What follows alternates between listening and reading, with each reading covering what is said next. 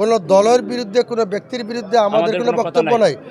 আমাদের সামনে বিভিন্ন বিষয় ন্যাশনাল এবং লোকাল ইস্যু নিয়ে কথা বলেছেন।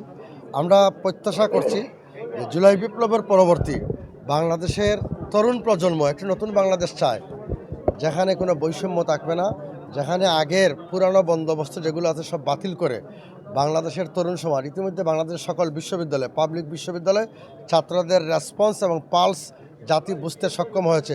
আমরা মনে করি সাধারণ মানুষ ইতিমধ্যে সিদ্ধান্ত নিয়ে গেছে, আগামীর বাংলাদেশ হবে 10 দলীয় জোটের বাংলাদেশের নতুন সরকার।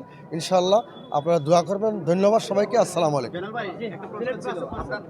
ব্যাপারে তো প্রথমে আমাদের সেলিম ভাই বলছেন মহান রব্বুল আলামিন চূড়ান্ত ফয়সালা উনিই করেন, আর জনগণ সেটা প্রতিফলন ঘটায়।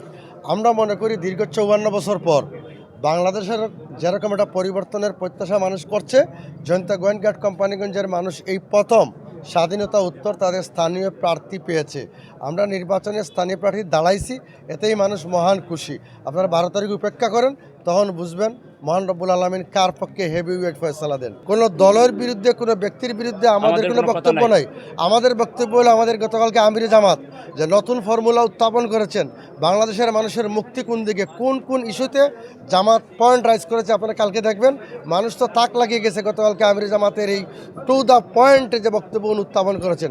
ধন্যবাদ।